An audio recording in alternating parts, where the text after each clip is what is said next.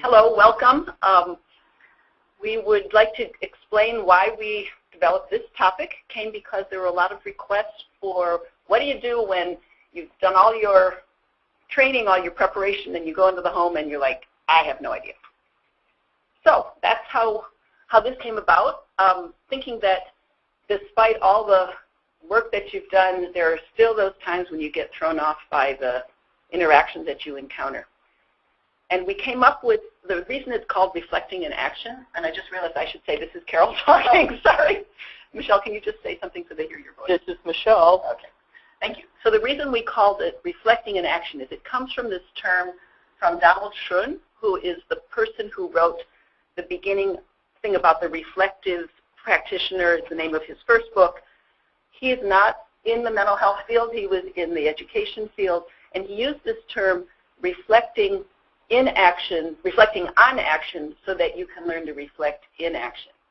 And that's where this title comes from, the idea that learning to think about what's gone on when you're not in the moment helps us to manage what we're doing when we are in the moment. Think on our feet. Yeah.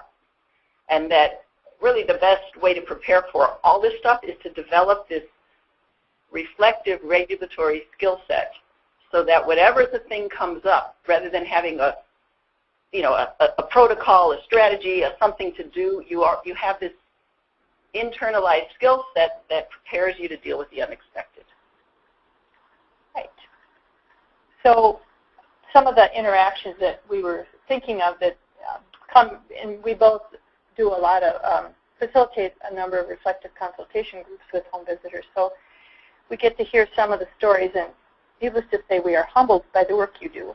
But things like some of the things parents say to their children, a parent who's angry because their 2-year-old hasn't cleaned up her bedroom, when we know that developmentally that's a little bit out of a 2-year-old's league. Calling children names, shaming them, not attending to their distress, all kinds of things that we run into. Wanting to give them away. Oh yes, that too. Yeah. Oh, we also should say that it's likely throughout this presentation that we're going to talk on top of each other. Yes, we interrupt each other a lot, but it's okay. It's just our shtick. Yeah, and we're using technology that we're a little bit, I don't know, what would you say? It's not our skill set. We're old. So there's a hesitation because Michelle's looking at me, meaning push the button, Carol, and I didn't understand that. So yeah, we're going to get better as we go on. Right. So our focus for today is, kind of why do children behave the way they do? Why do parents behave the way they do? And then why do we, as home visitors, react the way we do? So try not to spend too much time, but trying to create kind of a frame for understanding what we're dealing with. And then what are some tools to help parents understand the meaning of their children's behaviors? How can we develop our own self-regulatory strategies so that we can be more effective as regulatory partners for the parents and kids that we see? And that's that piece also about reflecting on action so that you can reflect in action. That's part of that regulatory strategy thing. Yes. And then how do we actually intervene? What are some useful phrases, just kind of ways to think about diffusing those kinds of situations in the moment?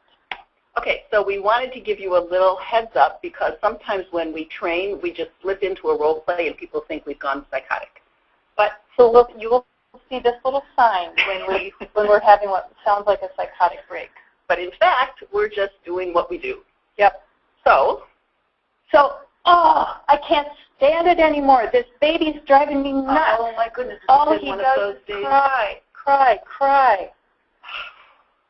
So I'm really, really glad you let me in today because I can see that. Yeah, I almost didn't because I've had hardly any sleep. Yeah. So you know how sometimes I call to see if it's okay if I come, and today I just decided to show up. I hope that's okay. Yeah, that's okay, but just beware. I am not in a good place. I know. I saw that text last night that you sent me. Yeah. Well, so that's why I thought I would just come, and I hope that's okay. Well, it's okay, but I don't understand what's going on with this baby. I know. So is it okay if you just take a minute just to breathe for a second? And I know you hate when I say that. I do hate when you say that. But I got to tell you, it looks like it helps. Okay. All right. So tell me what's been going on. Well, there was a period where he was sleeping through the night, so I know he can do it. He can do it. Yeah. But I think he's spoiled. He just wants attention all the time, including in the middle of the night. So you get that feeling like, even though I know we've talked about it, about what we hope babies learn over time, you get that feeling like he should do it now. Right? Yeah, because I have a friend whose baby's been sleeping through the night forever. Oh, I know. Isn't that hard when they tell you that? And then you feel like, what's wrong with me? Well, or what's wrong with my baby? Or what's wrong with my baby? Yeah, exactly. No, that makes so much sense. So hopefully, when we do these role plays, we're kind of asking you to just pay attention to the strategies that are happening. And I can say that for me in the role of the parent, feeling validated by Carol was I had a physical response to that validation in terms of that deep breath came out of the validation more than being told to take a breath. But the other thing we'd like to ask you to just think about is we're pretty sure that this is what happens on your home visits. And so we're asking you to use kind of a cognitive and analytic part of yourself as you listen to the role plays, because I know when you're in it you can't do it, but to think about the sequence, the process, that it goes from a lot of arousal. You can't see Carol, but she's got her arms stretched out way wide. I almost hit her in the head. It is so wide. A lot of arousal to less arousal to kind of more of a we're in this together thing, and then her thinking starts and she starts to tell the story. And that's the sequence that we're going to be watching, I hope, in these different vignettes that we're going to do, because that's that regulatory thing that we know we need to help the parent get back online so that then they can think with you about what's going on. Right. So if you've been listening to the other webinars or maybe the live training that Jane and Scott and Carol and I did, gosh, I think it's 2 years ago or 3 years ago now, you'll see some similar slides, but this is one of them. It's just remembering these, that we're really thinking in three lenses. So that's the frame that we're going to be using to understand why parents and children and we as home visitors have some of the reactions we do. So we're going to think of this from the developmental lens. Where is this child developmentally? That's pretty easy for us most of the time. But thinking about where the parent is developmentally is really useful too.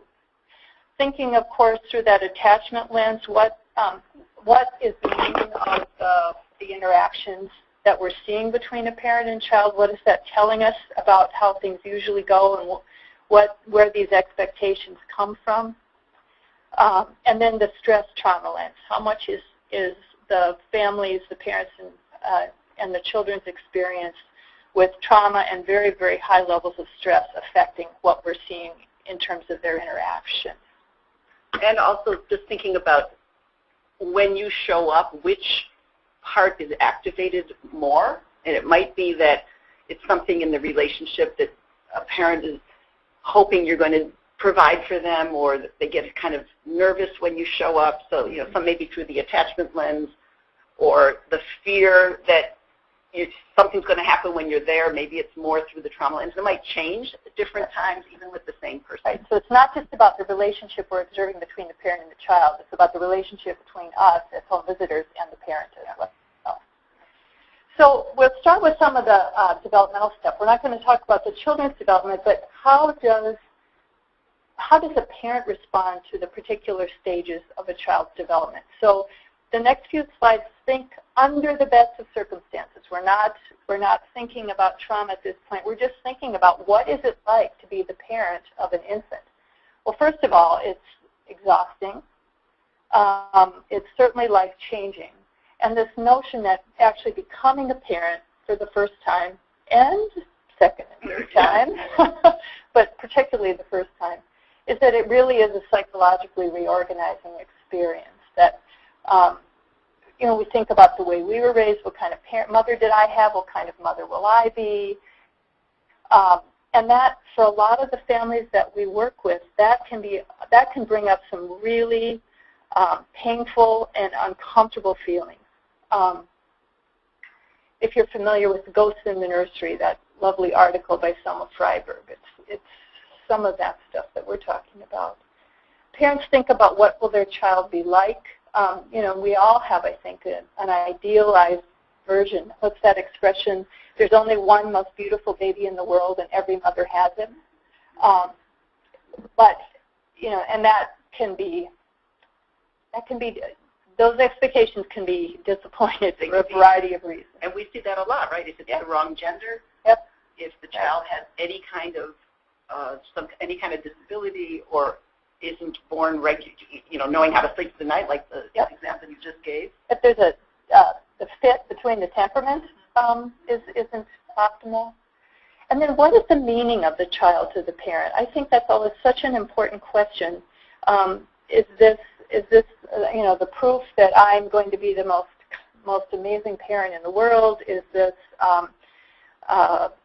this is somebody who will love me forever? This child represents the bond that will keep me and the father of the baby together forever. And then these expectations for becoming a parent, which are critical. A lot of times it might be based on I'm going to be very different than my parent, and you think you just have to know that, and pretty soon you hear your parent's words coming out of your mouth. You try to grab it and pull it back. Yeah. And, for some, I think particularly adolescent parents, the baby is going to be, this is a sign that I am now an adult and I will be respected. That's often true, I think, for parents with cognitive delays, that my having a baby is it makes me just like everybody else. And then this one that many of us are familiar with, I will be a perfect parent. And then if you need a home visitor, need or want, does that mean that you're not? Right. That you've disappointed yourself or that you aren't as, what was the term you used for the parent who has delays? Not like everybody else, because other people don't need a home visitor? Yes, exactly. Yeah. Which sets us as home visitors for interesting interactions. Yeah. And then there's the parent of a toddler. And I think a lot of times in our work we see parents who can do reasonably well with an infant. But when that child becomes a toddler, when that child begins to move away, becomes mobile, crawls away, walks away, when that child turns and says no and begins to have their own little sense of self, which is different than the mother's sense of self, depending on my own experiences, that can be a very challenging time. But for all of us, it can be challenging, partly because toddlers are so into autonomy and exploration, and as a result, they put themselves into more and more danger. So, even under the best of circumstances, as parents, we find ourselves having to actually set limits at a time when the child wants to be in charge of just about everything, but then needs you to be there immediately when they need you. So, and there's a little bit of sometimes a sense of loss that, the baby in our arms is now becoming this independent little person, and that's a big shift that we ask parents to make. Well, especially as you just said, if you have a baby thinking that baby is going to love you forever and depend on you forever, and then that baby starts to say no. And we know that a lot of times on home visiting, that's one of the first experiences of feeling like a parent has changed in the way they talk to their baby. Yep. Maybe the baby, I don't know, pushed away or bit them when nursing or said, no, I don't want to wear the blue socks, I want to wear the red socks, and then there's a change in the way the parent responds, and it can really affect the home visitor. Take it very personally. Yeah. Like things were going so well. Yeah. I was a good mother, and now I hate this. Mm-hmm. Are you talking about the parent or the home visitor? Well, I guess it could be either. It could be. I guess the parent. But I guess it could be either. But I think you just captured something, because the home visitor feels like that too. Like, I was helping. Yeah. And now the parent's being mean to the baby, and so must be my fault. Right. And I still think of this as a vulnerable baby, but clearly the parent's attitude is shifting. Right. Yeah. So maybe I didn't do my job right. Yep. Exactly. So thinking about it developmentally, that something in the child changes, which changes something in the parent, and the home visitor can take a step back and go, okay, wait a minute, we're in a new phase. This is pulling on something different, so I can shift a little bit about what I'm doing. Yep. It requires a lot of thought, doesn't it? Oh, yeah. Oh, yeah. And then there's preschoolers. I think preschoolers are often confusing because they have all this language under the best of circumstances. They can seem so grown up, and yet they're still so vulnerable. They, can be very competent and then fall apart under stress. They've learned to negotiate, wheel and deal. I don't know if any of you have seen that YouTube video of the little boy trying to negotiate. Seen that one? Honey, just listen. Linda, just listen to me. If you haven't seen it, please go to YouTube and look at it, because it's priceless in terms of kind of that preschoolers. It's part of that magical thinking. When you set limits, it's just that you just don't understand. Right. If I can make you understand, you will give me how much I need this. And if I can do it just like Daddy, then you'll say yes to me. So it can be a very confusing time. These hurtful words like "I hate you," and for some parents they take that very literally, as opposed to that's a child's, you're angry, but it's not okay to say "I hate you" kind of thing. And then I think something that Michele saying, just thinking about for that parent, maybe this child who looks so grown up has had more support than that parent ever had. Mm. And so because the child can talk and can get their own food, to the parent it feels like they're grown up, they don't need me. Yep. And then again, as the home visitor, you're like, okay, but this kid's 2.5 or this kid's 3. That tension of how then do you convince, and I'm putting those faces. She's putting quotation marks in the air. How do you convince the parent that the child is still really, really little when the parent is feeling like the child's kind of gotten more than that parent ever got? Right. And that's often the age where we see children becoming parentified if there's a younger child, that children are given caretaking responsibilities that are well above what they're actually capable of. And then there are all the things preschoolers are curious about, things that make us uncomfortable. When they begin to talk about gender differences, little boys want to dress up like little girls, trying on, everybody's a superhero, trying on all these different roles. They will, and classic for, potty talk, when the 4-year-old's favorite word is poop. Well, under the best of circumstances. We know a lot of 4-year-olds. We know other language. Vocabulary is much more advanced. But anyway, it's part of that age, but if parents don't understand that, it can be really challenging. So that's what can get stirred up in parents under the best of circumstances. But, as the slide says, it shows a variety of possibilities. What if you're 17? What if you have felt disrespected and abandoned by others your whole life, and this child was going to be the one thing that was different, and now this child is walking away from you, and this child is looking at you and saying no. And it feels very much, it's a very familiar disrespect, only I'm the parent and you are not going to disrespect me. What if you're very... it says achy. That isn't what it's supposed to say. It's supposed to say, what if you are very large and it's hard to move? I've been in some consultations recently where that's clearly been an issue. Once a child has become mobile, a mom who really is obese physically struggles to keep up with that child.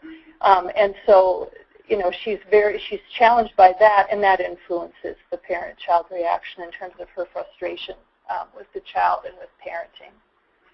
And then there's trauma like domestic violence, the parent's own early history, and sometimes the child will get to an age at which something happened in the parent's own life as a child, which can be a very rocky time. And if a parent doesn't have that kind of reflective capacity, it's very challenging. And then so often the families we work with have very little support and are somewhat isolated, which is really hard when you have little children. So, I don't want to spend too much time on this, but just I like this diagram, which comes from a variety of places, most recently from a workshop by Alan Schroff. Just how complex this whole process of learning to regulate is, and how it cannot be learned without a regulating partner, which when we work with parents who never had a regulating partner themselves, and we're asking them to become regulating partners for their own children. It's asking sometimes more than a parent can do without a great deal of support. The thing that I think is hard for us all to wrap our minds around is that this is not metaphoric. This is literal, right? This is physiologically true. Yes, and I mean the regulating partner part. The part about you cannot learn to regulate unless you have a caregiver, and you cannot learn to regulate somebody else unless you know how to regulate. And, you know, we talk a lot of, we use a lot of terms that are kind of descriptive and metaphoric, and this isn't one of them. This is literally true. Absolutely. And so when we think about the role that the home visitor has in the life of a parent who struggles with regulation, it's, again, literally a physiological regulatory process that's going on. And I start to worry that, you know, we use these words a lot, and they kind of, yes, regulation, yes, whatever. But this one is literal. So when we did that role play, that was my experience in the role of the parent. I literally felt a physical relief when you validated how hard this is, and I was bad-mouthing my baby. I mean, and that's not easy to hear. Mm-hmm. So, this is your slide. This is my slide. Thinking about, so Michele was talking about what might be going on in the mind of the parent. One of the things that we come up against all the time is, why do kids behave the way they do? And for us to just get clear again that this is not metaphoric, this is literal, that all kids have to figure out how to get what they need. And if things are going typically, you go to the parent, you get what you need, and then you go play. Right? That's kind of the definition of the attachment relationship, and the way that your regulation gets organized and the way your response system gets organized. You got something that's upsetting you or that you need, you go to the parent directly, it gets taken care of, you go play. If that doesn't work, you have to figure out something else. And some of those things are adaptive. You know, you might learn to be really smiley and friendly, and then you attract really good girl. And some, you know, you attract other people, and so that might be considered an adaptive way of getting what you need. Or you might be somebody who learns to bite and throw things and hit people because you have to arouse something to get what you need. Right? And they've learned how their world works. By the time we meet them at age 1 or 2, well, infancy, they're learning. Right. By 1, it's pretty codified. By 2, it's gotten more entrenched. By 3, it's a whole way of being. You get diagnosed sometimes, or you end up in day treatment sometimes. You know, that they've learned how their world works, and they've got some pretty entrenched patterns. The earlier, that's why, you know, we always talk about early intervention makes the most sense. The earlier you get in, the more you can help that getting what you need be adaptive. I like to think of the example of, let's say we have 2 babies who are born to very depressed mothers who are very isolated. So mom is the baby's world. And the baby, and this is oversimplified, of course, but let's say the baby has 2 choices in terms of how they're going to adapt to this. I never know when my needs are going to be met. My signaling, my crying and cueing a parent may or may not get what I need. It's a crapshoot. So I just shut down. I kind of withdraw. It's too painful to ask and be turned down. I feel powerless. It happens when it happens. Now, let's take that baby to grouper at age 6 months, or let's say 10 months. And because that's what the baby's learned, this is a dream baby in group care. This is a really good baby. She's so independent. Look at her. She just sits there and looks at the toys, and she doesn't. And I'm a good caregiver. I follow baby's cues. This baby's not asking for anything. Yep. This is an independent. This is a baby who likes a lot of alone time. She likes alone time, and so that baby has learned to perpetuate that dynamic because it's the way she has adapted and believes that this is how the world works. And they don't know that there's another way. No, this is the way it is. This is the way it is. And we also know that parents don't know any other way to teach them. Right. And so it's a closed system. Again, why the earlier we get in, the better it works, because it becomes a closed system. The baby does what the baby does, the parent does what the parent does, and they're both in it because they don't know another way to teach them. Yep. Well, baby number 2 then makes the opposite choice. This baby learns that I have to get really big and really loud and really persistent to get what I need. And now you take this baby to child care at age 10 months. This is a nightmare baby in group care. This baby is irritable, fussy, very difficult to soothe. It's hard to put him down. He's demanding. And so by the time this baby's sitting on the floor looking at toys for half a second, the last thing I'm going to do as a caregiver is go over and have a positive interaction with him, because finally I get a break and I'm able to attend to the other children who need me, and I'm feeling resentful that I haven't been able to care for all the children equally because this baby's so demanding. So again, baby number 2 has adapted to their very real environment, but it's not going to serve them well going forward. Sorry for interrupting you. That's okay. I can handle it. Can you handle it? And so we're thinking about that adults are kids grown up, so they've adapted over time. It's gotten more entrenched. I think of it as batter and baking. You know, the batter is when in early childhood we add ingredients in, and then you bake and you bake, and by the time we're adults, we're kind of a loaf. And we that would be a metaphor, by the way. This time it's a metaphor. Yeah. So it's the same thing. They know how their world works. They don't question the way they do it because it's always been that way. When they meet you, they're going to show you their pattern. They don't know another way to do it. So when we feel manipulated by somebody, yelled at, closed out, judged, people that say they'll be there and then they're not there when you get there, yes, it's maladaptive, but it's not intentional in the sense of a plan to do something to you. It's this is the way the world works. If they believe that if I just say something directly to the person who's trying to help me, then they would. Mm-hmm. That it would, but that hasn't been their experience. So they don't know another way to get what they need, and we have to figure out a way to make it different. Yes, exactly. By the way, I'm not getting any questions, so I hope you will feel free to type in questions or examples, anything. We're listening. Go ahead. Okay.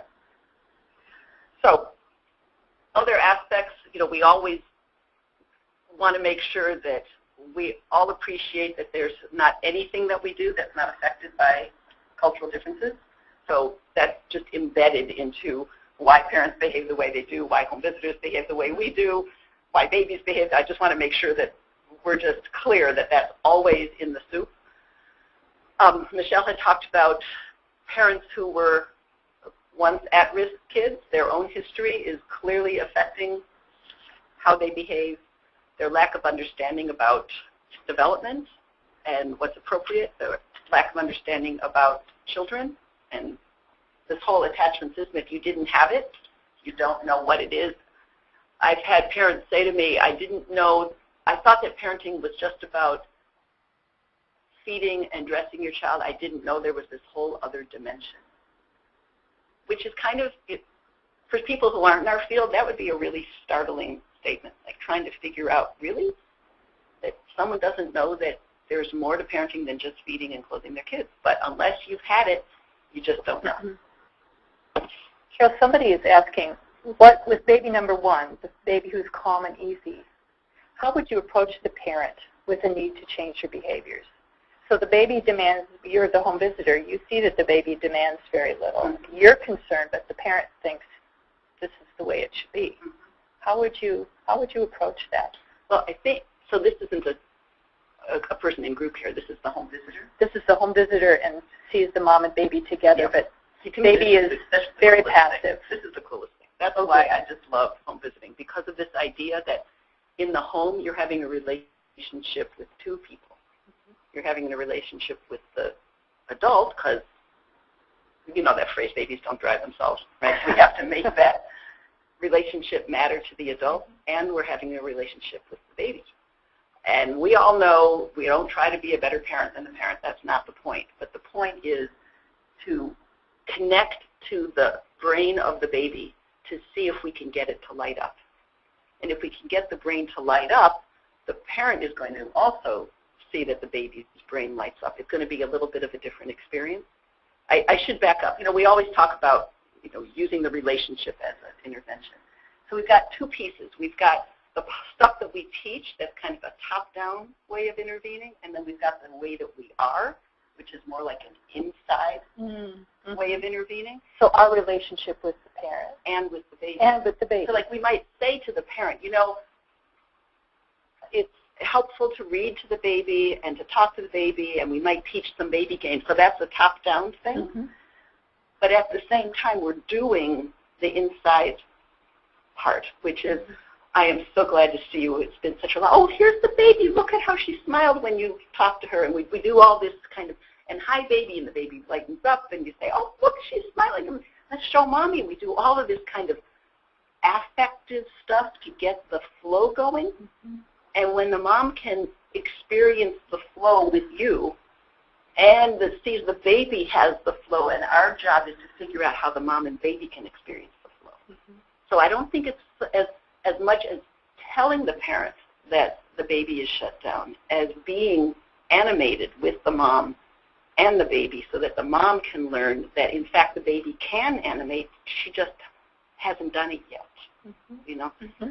And I guess that, what we know is that this is a process, and there aren't and I know that the person who wrote in wasn't asking for a shortcut, but sometimes when we read materials, and it sounds like if you just do this and this, it will change what's going on.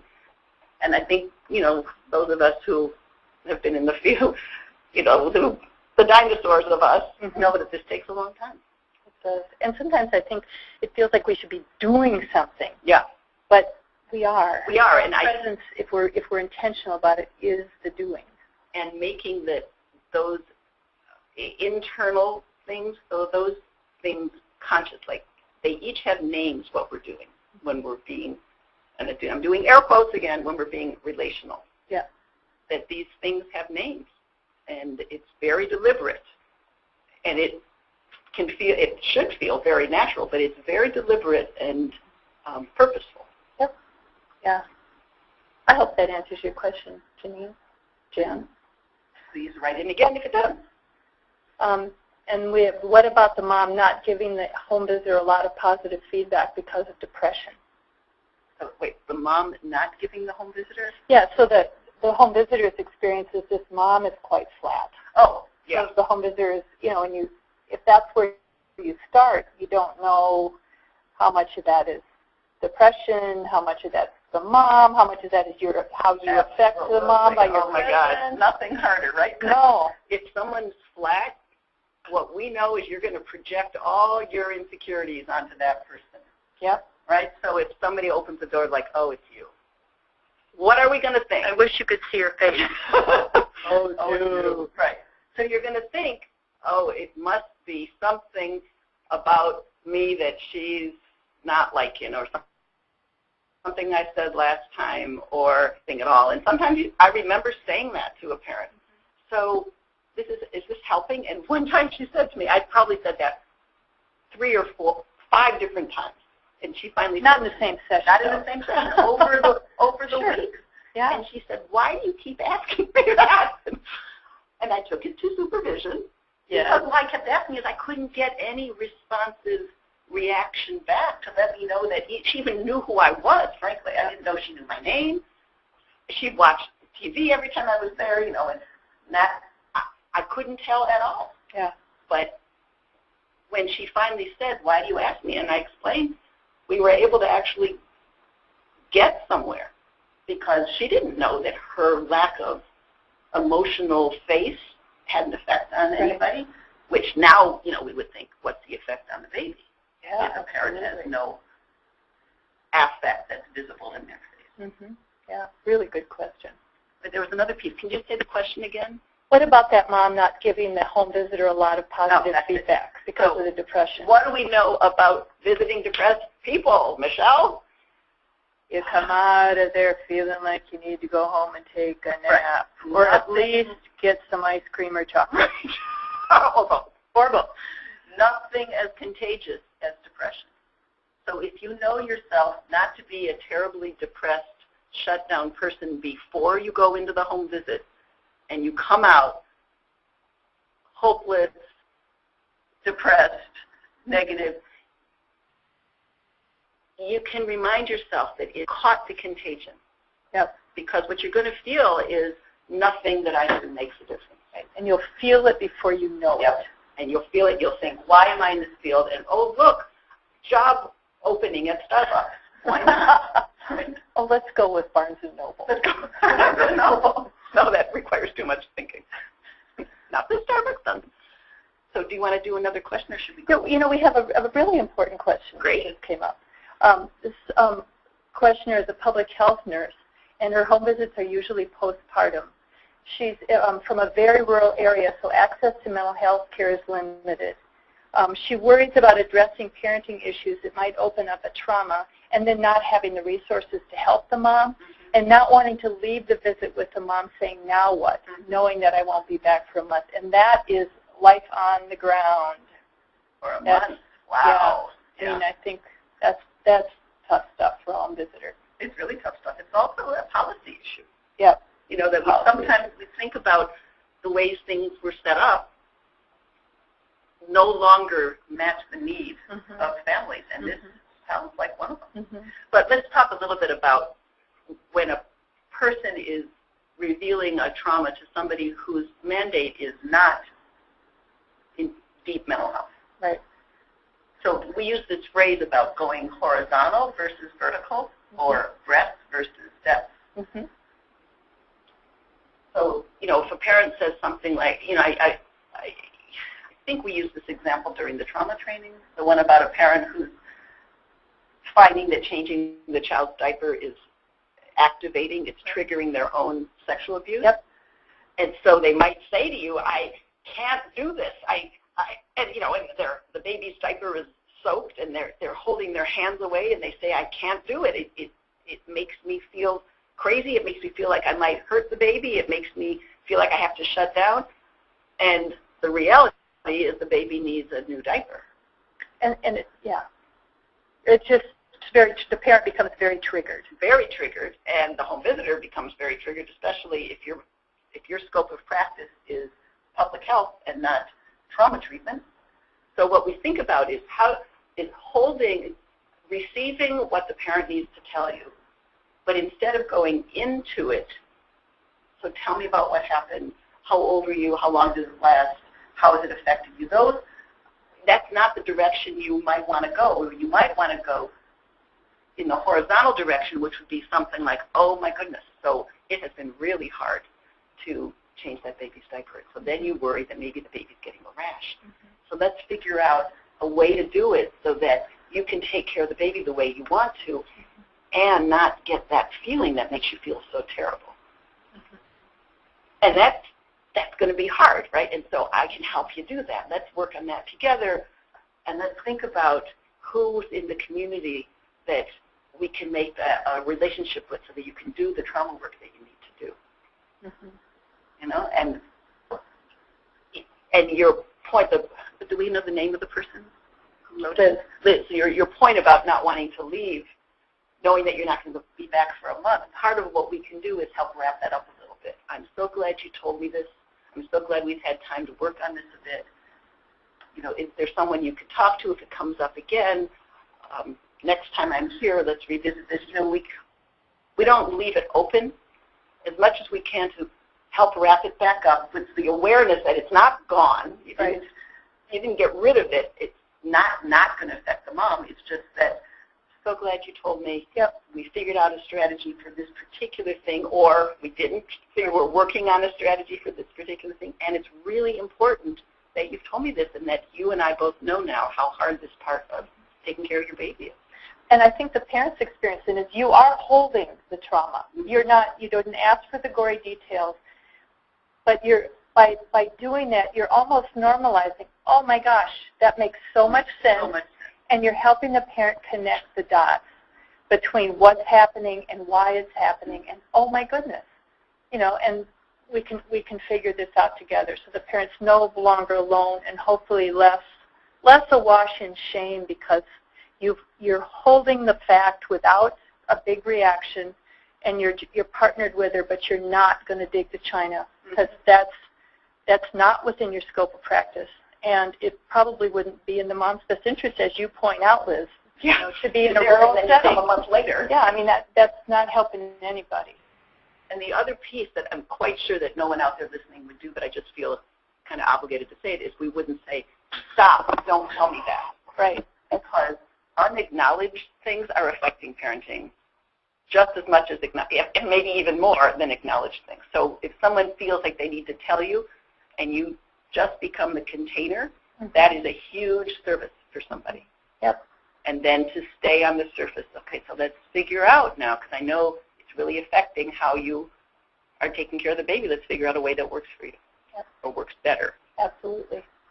And sometimes in rural areas, somebody's pointing out here that sometimes early childhood family educators are a resource. Not that they are a mental health professional, but that in terms of an additional person who's helping a mom figure out how to take care of her child. That can be a useful resource in the absence, when there's not a lot of other resources available. And the other piece that you mentioned, Michele, is that this stuff makes sense. And when there are people who are familiar with trauma, I mean, I guess they're not treating it, but they can say, yep, all of these things. It's like if somebody has the symptoms of diabetes but doesn't know it's a thing. Yep. That you have, you're thirsty, and I mean, all these different things that seem disconnected. Once you know it's diabetes, you're like, oh, I've got diabetes. Now I've got to figure out how to treat my diabetes. Right, but it's a thing. I can do this. I can look this up on the internet. Right. And so if you find out that the reason you get so nervous when the baby is hungry or the baby has to have a new diaper is because of something that happened to you in the past, it's like, yeah. Then, I'm not crazy. This makes sense. To somebody, anyway. We're going to move on a little bit. The next few slides are about... We are being asked to speak up a little. Okay. Thank you for letting us know that. So I think many of you have seen this slide, but basically this is a very oversimplified version of what happens sometimes with the parenting. So my personal example is that my child is having a meltdown in the middle of Target, and everybody's looking, and I mean this is a screaming on the floor meltdown. And this triggers me as a threat, certainly a threat to my my pride and my looking what I look like to other people, not being able to manage this child in the middle of Target. I'm a bad mother. And if I have a healthy parental brain, and the way the brain works, if our survival mechanism, our limbic system gets triggered, we don't have free access to our prefrontal cortex, where we do our reflective thinking, our more complex problem solving. But a healthy parental brain can have this mortifying experience in Target and be able to override that and continue to have access to that thinking brain, which may be going, oh my gosh, what was I? It's 20 minutes before lunch. She needs a nap. Why did I think stopping at Target was a good idea? And I can continue to take my child's perspective and manage the situation accordingly. But if I am a parent who's grown up with chronic stress or significant trauma, or maybe I'm just having a bad day. So we could do a whole continuum of what this looks like. But the child has the tantrum in Target, and I am stressed by this to the extent that I literally go into survival mode, and I don't have access to that prefrontal cortex that allows me to take the child's perspective and think this through. So my threat detection system has been activated, and as a result, there are a number of options, but one of them might be I have a very harsh reaction. And I think we see this all the time in home visiting, or the parent that becomes absolutely paralyzed and just shuts down. And in either case, the child has essentially become the enemy. The child is, from a brain perspective, the child is the threat to the parent's survival. So I love this quote. parents under too much stress feel like they're fighting for survival, and sadly, they experience their children as the threat to their well-being. So I'm just skipping a few slides just because of time. Okay.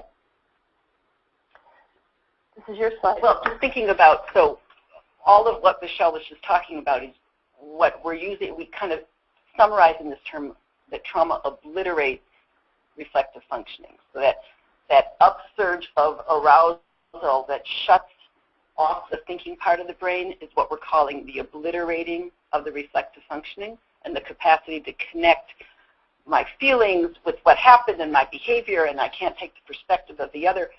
I really can't think about what just happened. It just happened. So this piece of reflecting on action in order to be able to reflect in action is the idea that through your interactions you can help restore that part of the brain so that the parent can get a sense of what just happened and then get back into relationship with the child.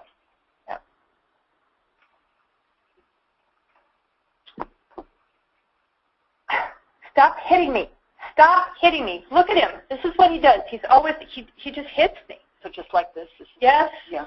I don't know what to do. Does it ever get worse? Does it ever get better? Yeah, if I don't, he just keeps doing it. Well, I can see that. I don't know what he wants. What is this? Yeah, that look on your face, is that, tell me what that's like for you.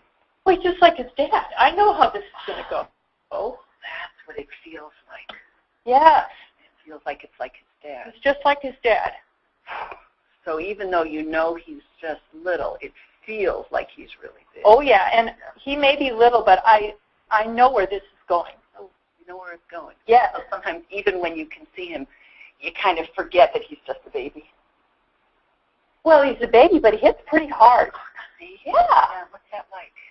Well, I don't know what to do with him. I'm afraid if I don't want to lose it. I could just lose it. Okay, wait. So let me make sure I understand. So when he hits, something happens, and then you kind of don't know what to do. I don't. Is it okay if I tell you what I'm watching? Yes. Because you're holding him. Yep. And he's hitting. Yes. So you might think if you were not so triggered, you probably would put him down. Oh, well. But right now when he hits and you get that big feeling, you kind of forget that you could put him down. Well, what if he keeps hitting me? What do you think would happen if you put him down? I think he'll keep hitting me. You want to try it? Okay. So what we were doing was just trying to put into action the idea that when she's, did it not work? No, it's fine. We're just stuck because the slide thing didn't. Fine. Oh, okay. That when she's in that state, she can't think about what she would do because we're going to slip into, we're not sure it's metaphoric or literal, whether literally the stress response part of the brain lights up and shuts down the abstract cortex or metaphoric, but it doesn't matter because it happens. No. So she can't get access to what she would do if she wasn't triggered. And that's part of what we as the home visitors can do is to kind of lend our thinking, not shift too quickly, because if we go to put him down, well, let's play that the other way. Okay. Okay, so let's do it again. Look at this. He's hitting me again. He started doing this. Why don't you just put him down? Well, because if I put him down, he'll be completely out of control. You see how close he is to you? You could just put him down. No, I can't, because then he'll be a monster. Like, just like his dad. He's just a baby. Just put him down. He only weighs a few pounds. You could just put him down. Fine. Boom. I just threw him across the room. I didn't mean that. I meant just put him down. Right. Right. So she can't listen because it doesn't make any sense. La la la la la la. And we get into that a lot, especially in the moments. And I don't know if you guys may have heard me tell this story before of sitting with a mom with a 15-month-old who she was holding and who was biting her shoulder at the time, telling me, how do I get him to stop? And then I'm sitting there across from her thinking, why don't you put the baby down? Because she was holding him as he had his teeth in her shoulder. But clearly she couldn't think about that. And I think we experience that lots. It's until you're able to get the thinking back on track and to by our process of tracking, narrating, summing it up, linking what's going on to what they're feeling, they can't get back there.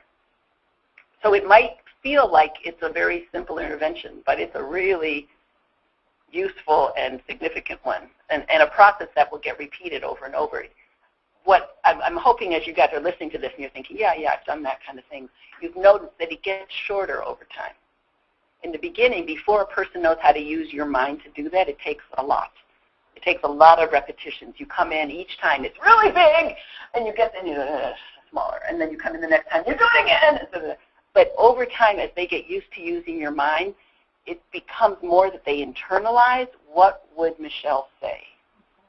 Yep. So they start to get big, and then they say, and then I remembered what you said, like it always seems like a catastrophe in the beginning, but if I just breathe through it, then it's going to get smaller. And then when Michele shows up and I say, I almost lost it the other day, but then I remembered what you say to me, is it always seems like a catastrophe in the beginning, and then and then it worked.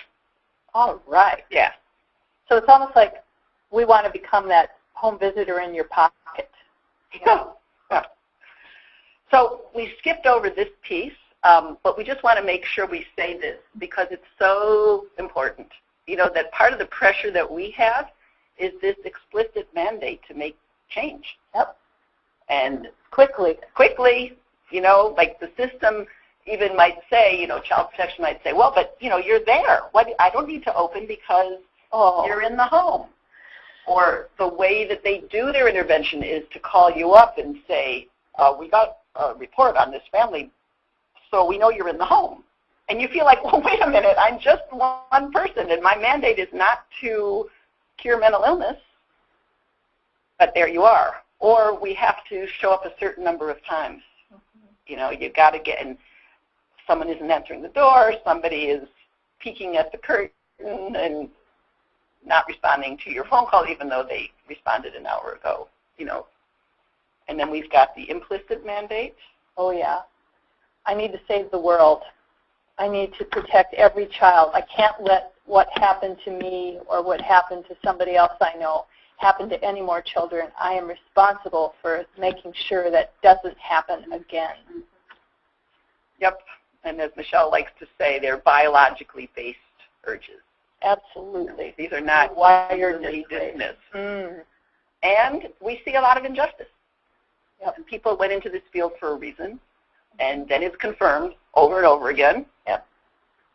So there's a lot of reasons why we try to really get in there and take it on as, okay, this is, if I just try harder, right, I can make this work. And sometimes we're operating within systems that do not support us in that. So I think for me at least, I can become all the more activated when I feel that the very system I represent doesn't get it. I'm the only one who gets it. Yeah. And then you get that kind of lone superhero feeling. Yeah. Yeah.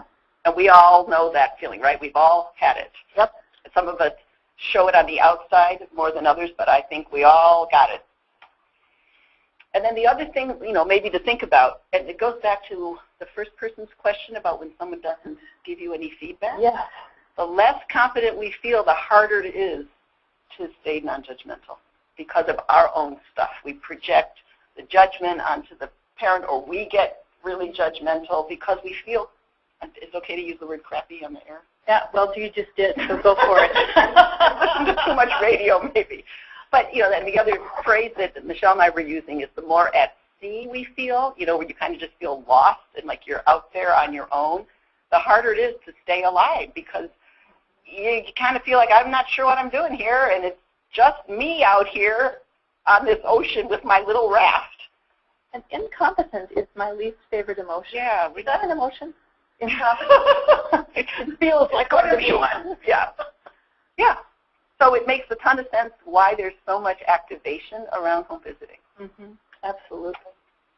Oh, and then this is Michelle's slide. Okay, this is our brain. Our brain, not on drugs. Right, not on drugs. So the home visitor brain is you walk in and you see this mother screaming at her 18-month-old toddler. I mean, screaming. And So if we can, reflecting in action person that we strive to be, then we can, no doubt, will be aroused by what we see. Our protective urges kick in, but hopefully, in the moment, we can maintain enough self-awareness that we can respond intentionally with the big picture in mind, and not react in a way that will undermine the relationship we're trying to have with the parent. Well, so then you've got this other slide about under stress. Yeah, so when we're highly stressed, and that stress can be, I was up all night with a sick child. It can be, I have my own history of perhaps abuse or trauma, negative experiences, whatever it is, or I'm in the middle of what's called relationship issue of my own, then I have less capacity to keep that self-awareness and to stay regulated. And then we are vulnerable to the same kinds of responses that the parent might be, which is to shift into being a more judgmental and maybe overtly critical, or sometimes we shut down. Or can I tell this story? Absolutely. As you're saying it, I'm like having all of these visual memories of this experience. So in addition, like the things that Michele was saying might cause you to be reactive, part of it is that protective urge thing.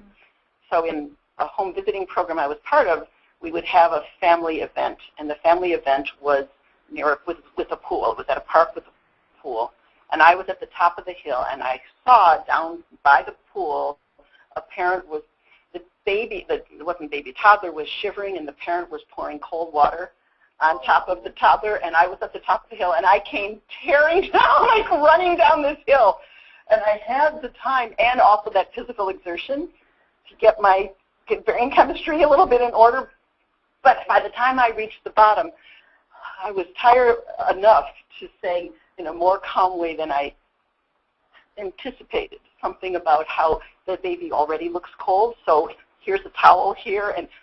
But I did have to take myself to supervision afterwards because I was so activated by watching this and feeling that helpless, both that helpless and powerful thing, like, it's just down the hill, I can get there, I can get there, I can get there. That doesn't happen to babies on my watch. Right, that's exactly right. But then, like, oh, what was I going to do once I got there? Yeah.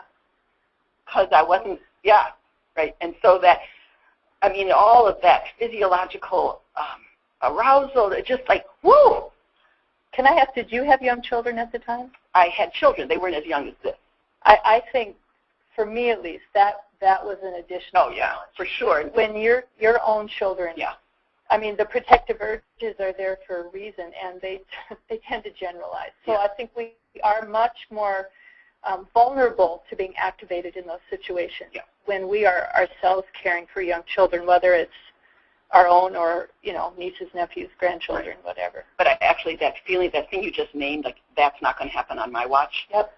Because it was like in this that's exactly how I felt. Like, that is not, I really felt like it is not going to happen on my watch. Right. Yeah. And then there's that feeling that if you do nothing, if you do something, the parent might fire you. Mm-hmm. And then where have you gone? Yeah.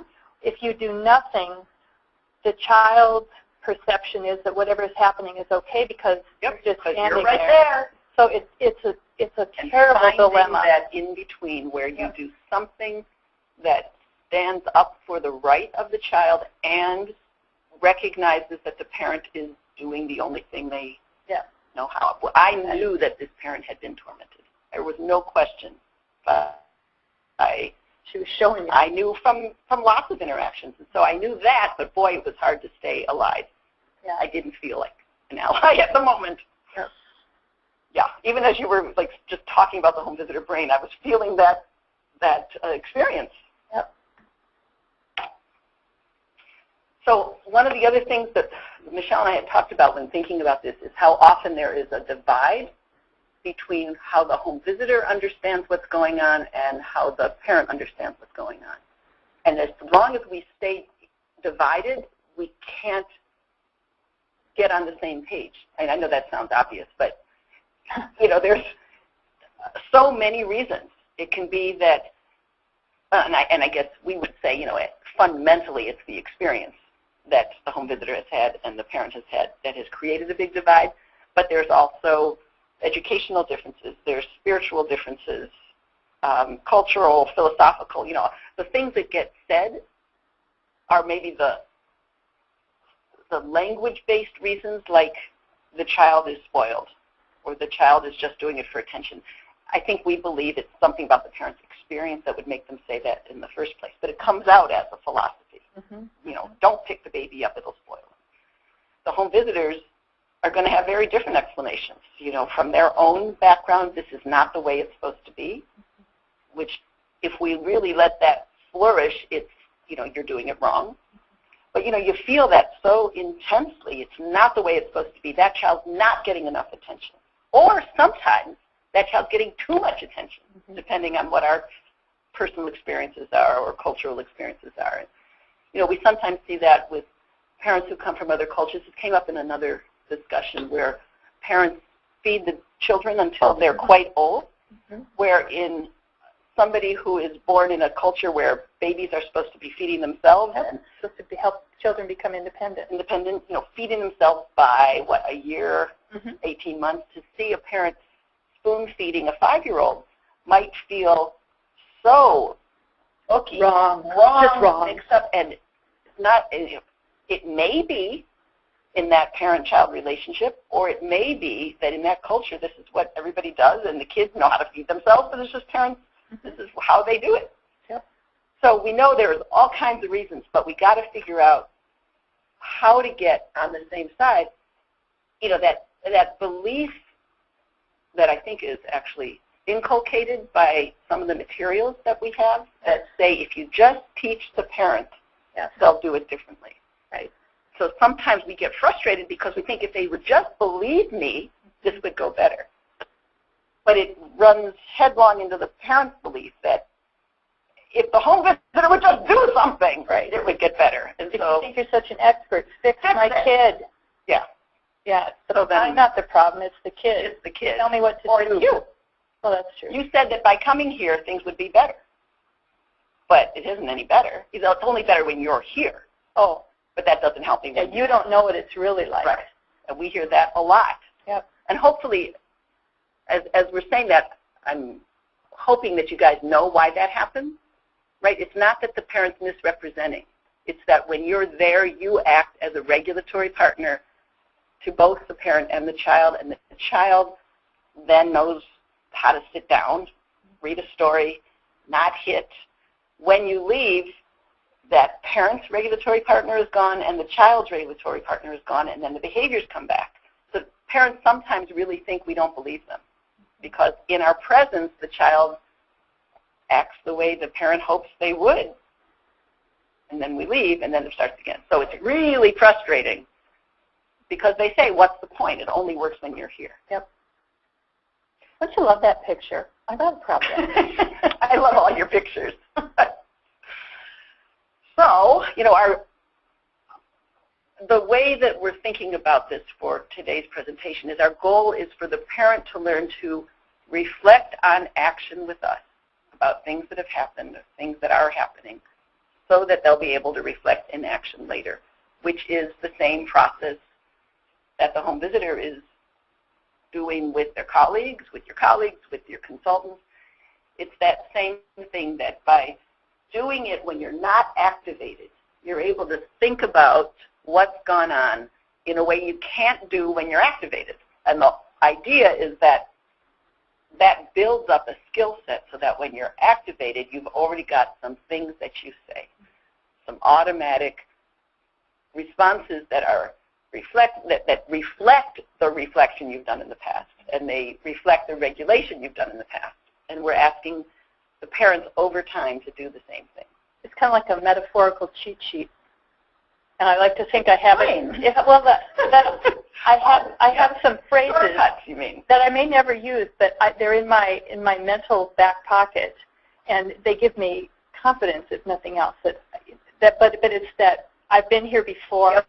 I know what to do, even if it isn't what I end up doing. Yep. I think I could. And you don't mean that you've been here before, like literally No. this same thing has happened, but I've been in the presence of arousal before with something said that I have never heard in my life and could not have imagined, and I know how to handle really bizarre arousal. Right. I mean, have you ever had the experience where you walk out of a situation, you think, I don't know where those came from, but they came just in the nick of time. Absolutely. And you yourself can't even know how did I get through that? Because looking back, oh my God. What I would love, I know we can't because of HIPAA and all that, I would love one day, though, if we could figure out how to get all the people who are listening to write down the most weird, bizarre things that have been said to them on home visits so that we could kind of appreciate that. Yeah. You're thrown, it's not just a curveball, you're thrown the whole stadium.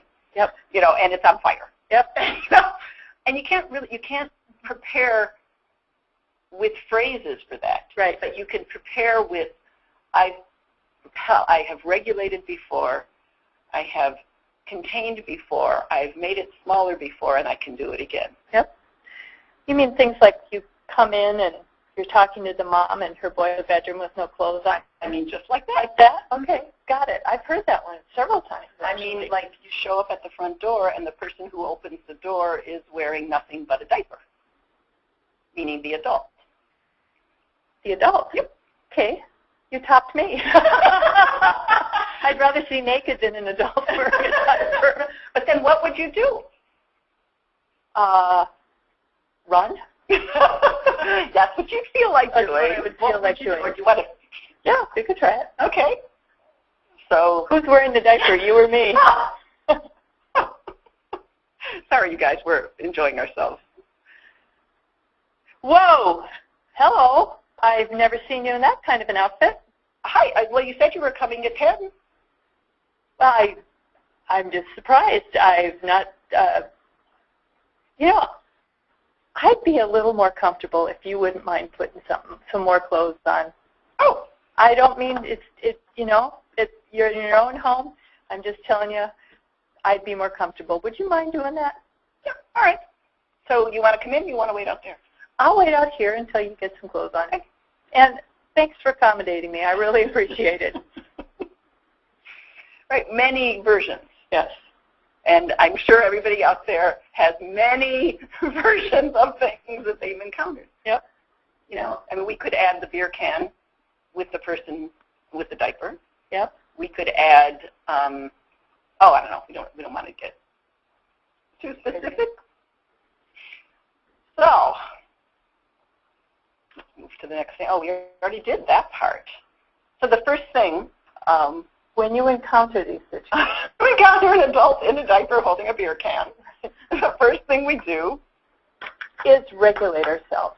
And seriously, I think it's trite like a cliche, but the thing about the airplane, that if you have to put on your own oxygen mask before you even help your own child, because if you pass out from lack of oxygen, you can help nobody. And we all know how hard that is to imagine doing. Most of it, I don't know, I've never had to do that in an airplane, but I've often thought about would I actually? Yeah. And we know you actually have to. Yep. It doesn't help the baby if you're passed out. Exactly. Yeah.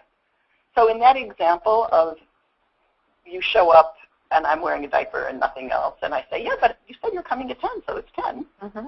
What did you do?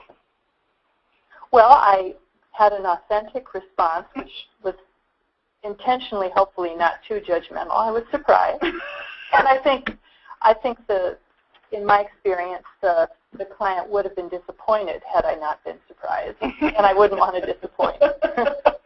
But part of it was owning it so that it wasn't a judgment on her. It's like, you're in your own home, and that's great, but I will own that I'm uncomfortable. But I think the main thing for me was saying, I'm going to stand here until you have clothes on, and that was as much so I could, calm myself down and think, kind of go through almost a safety checklist. Yeah. Who else is in the house? What's going on?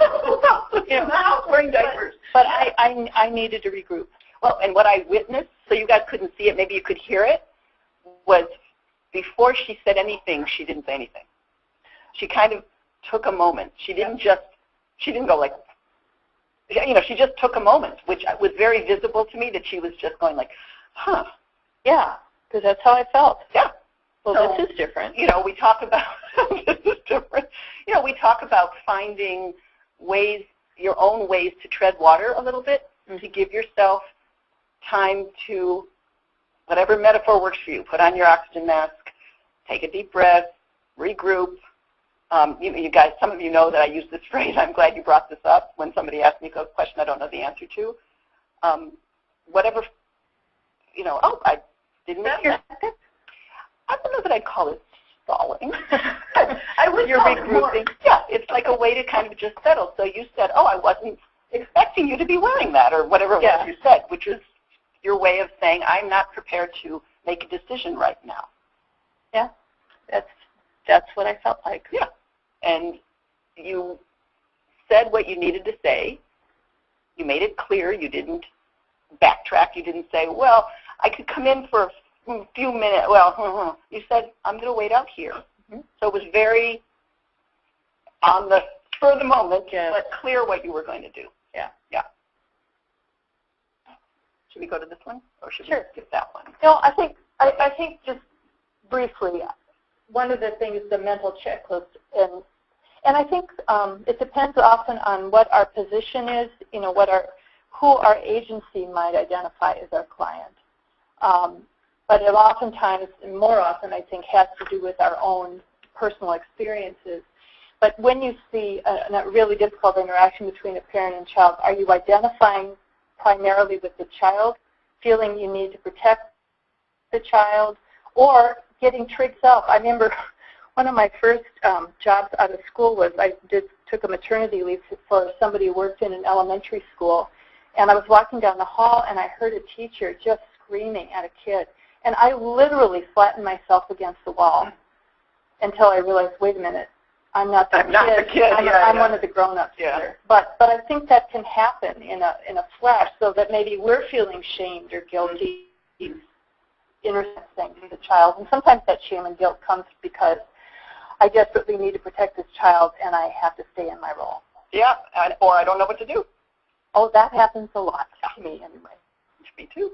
Or identifying with the caregiver, that maybe the child really does have special needs, or is, for whatever reason, this child's whining, clinging, gets to you too. When you see that this parent is depressed, or this parent is doing the best she can, and it just never seems to end, and then we may find ourselves being more annoyed with the child than we might.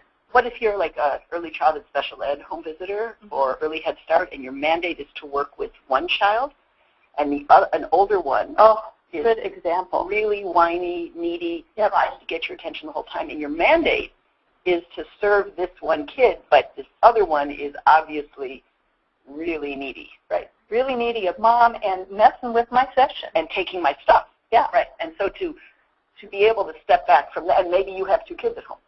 Yeah, right, and so to be able to step back from that and realize I got irritated with the child because this has gotten too big.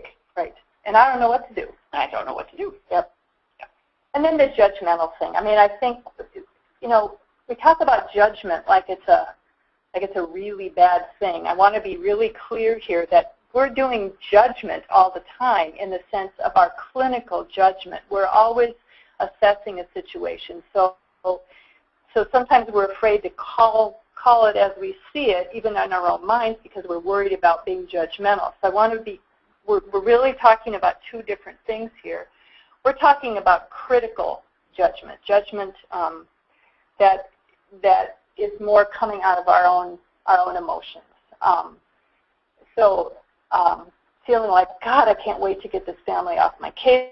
So not that that's not a legitimate feeling. Totally. We don't act on it, but becoming angry or actually feeling hostile. Well, there's a ton of data in that. So to be able to take that and bring it to your consultation group or to your colleagues to say, I am so judgmental of this parent, I don't know how to go on these visits, so that you can talk it through. It's not that you're not expected, you're going to have those feelings. Yep. There's just so much information. It's like, causing it? Oh, it's that thing. Like, I'm fine. You know, like, I don't like being spat on. I don't mind. Yeah. I like the rest of us to enjoy being spit on. You know what I mean? Like, but I don't mind being peed on. There's a bunch of stuff I don't mind, but if somebody spits at me, I have a reaction. Yep. And really, fluid is fluid. It really shouldn't make a difference. So that I know is a thing that I'm going to get really critical. I don't like it. But I often work with kids who do that. Parents who do. But, you know, so knowing that thing that triggers you is really helpful, and you bring that to your group so you can deconstruct it. You know, Carol, that takes us to one of the next questions. What do you do when you don't have reflective supervision or a consultation group available to you, and you need to decompress? To decompress. That's a great question. What do you do? Well, first you breathe. And what I do know is some people are working almost in total isolation. Yep. Does that person tell us, is she a public health? And I'm assuming she, and I'm sorry if I'm... It's a she. Oh, it is. Okay. It's just for the guys out there, you're just such a small percentage. We're used to using female pronouns, so I hope that doesn't offend. But I do know from talking to people that sometimes they are the only one, like in public health, for instance, they may be the only person who's doing home visiting in their 3 counties or something, and they really are lone rangers. One thing I might think about is whether there are other people who might not be in your same discipline, but who might be social workers or early childhood family ed people, other people who may be interested in forming a group where they could talk. You could talk about your cases. You could talk about what the experience is like, because I use this metaphor of a sponge and getting saturated. I mean, over time, it just becomes too heavy to hold if you don't have a way to get the moisture out of the sponge so that you can become absorbent. And just by holding it all, it just becomes too logy. You know? And the people we live with are very rarely the people who can be helpful to us. It's going to be really hard, right? The people we live with aren't in the field. Nope. Often. And if they are, they've got their own cases. Well, and if they are, their first job is to be protective of us and wanting to get advice and fix it, which is not particularly helpful. And that thing that we know for people who aren't in the field, when we say, so I went there and she hadn't changed the diaper and she didn't feed the baby, and they say, well, why didn't you tell them to feed the baby? Yeah. And we know that if that worked, we would do it, right? So people who aren't in the field just don't understand the kind of challenges that we're up against. So to find, if you have colleagues, if you have a close, safe, non-defensive relationship with a colleague, to be able to pair with that person, or if there are people who are doing similar kinds of work but they're in different disciplines, maybe that you could create your own group. I know that some people, do we know what discipline this person is who wrote in? Public health nurse, she clarified. Oh, okay. I don't know. I know in some disciplines they have staff development funds that they've used to create a consultation group on their own and use those funds for that. I know that requires approval from administrators, but I do know some agencies have done that. I know some that have written for small grants to fund it. So I also understand, as I'm saying this, that this is work, and that it really should be part of the service you're providing and that is provided for you. And I understand that by coming up with these ideas all mean that you have to put out effort, and I'm really sorry about that. Yep. Yeah, because it's necessary. So I'm feeling for this person as we go to the next slide, because the next slide is all about be mindful of your own regulatory process. So when I wrote this, Michele said to me, so if you look at this slide, the first thing on the top, oh shoot, there's a duplication. But it says preparation of thoughtful, meaningful work with children and parents, and then the next slide says disruption of TMWCP, which means thoughtful, meaningful work with children and parents. So we know that when something gets in the way, you can't make the visit, there's somebody there with the gun, there's the children were removed, the parents moved, there's something that happens, and that you get that discouraged, upset, hopeless, angry, pick your adjective feeling, that we then have to process it with somebody. We have to process it with a colleague, consultant, a friend, maybe through journaling if you really have nobody else, so that you can get a sense of your perspective back, because when it happens, it just seems like that's it. Yeah. I put in all this effort, and what was the point? So to get back your humor, and also if you have someone to talk to, you can make terrible jokes. Yeah, and laugh really behind important. Closed doors. Yep, really important to get your humor back, because hope is right behind humor, right? You got to get that back so that you can get regulated to restore your reflective capacity. We're going to keep that dual theme all the time, that you have to regulate the arousal to get your thinking back online, so that you can integrate how you feel and what you do. Like, you know, that shorthand for the hallmark of mental health is being able to feel and function at the same time. So be able to put those two back together so that you can prepare for thoughtful, meaningful work with children and parents. Yep. You know, what else I'm wondering about is the ability to compartmentalize, which, because at any given point, that's a great diagram, but it isn't continuous. We have 3 more home visits right. before we can get back to the office. And I think that's a really important skill. If we can, this is really awful, I'm really aroused. And there are times when, no, pick up the phone and call your supervisor, don't wait. But if it's not one of those, that you put it in a box somewhere in your head and say, I will get to this, but I can't do it now. And that is so much easier said than done. Right.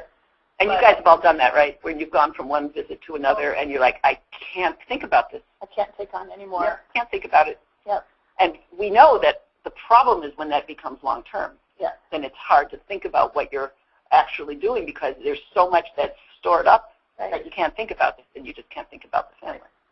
And if you don't have that opportunity for reflection, I think sometimes the ability to compartmentalize, if you promise that you're at least going to reflect with yourself on it at a time when you are feeling less aroused. Again, it's not ideal, but those of us who hate to write case notes might have that experience of once you write it down and you put it in order, it feels better. That's a good point. Yep.